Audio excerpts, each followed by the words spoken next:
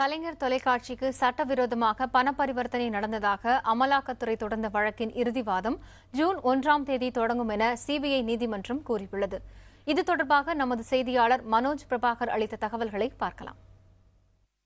2G அலைக்கற்றை ஒதுக்கீட்டில் அமலாக்கத்துறை தொடர்ந்த சட்டவிரோத பண பரிவர்த்தனை வழக்கினுடைய இறுதி வாதமானது ஜூன் மாதம் 1ஆம் தேதி முதல் துவங்கும் என சிபிஐ நீதிமன்ற சிறப்பு நீதிபதி OP ஷைனி இன்றைக்கு அறிவித்திருக்கிறார்.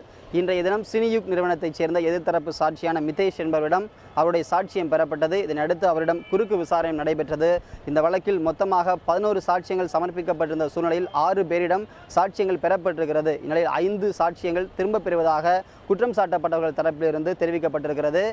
முன்னதாக தயாளு அம்மாளுடைய சார்பிலிருந்து ஒரு சாட்சியமும் கலைஞர் டிவி சார்பிலிருந்து 2 சாட்சியங்களும் என 6 சாட்சியங்களிடம் விசாரணை நடத்தப்பட்டு குறுக்கு விசாரணை முடிவடைந்துள்ள சூழ்நிலையில் இதனுடைய இறுதி வாதத்தை துவக்கலாம் என்ற கோரிக்கை வைக்கப்பட்டது. இதனை அடுத்து வரும் ஜூன் மாதம் 1ஆம் தேதி அமலாக்கத்துறையுடைய சார்பிலிருந்து இறுதி வாதங்கள் துவங்கும் என எதிர்பார்க்கப்படுகிறது.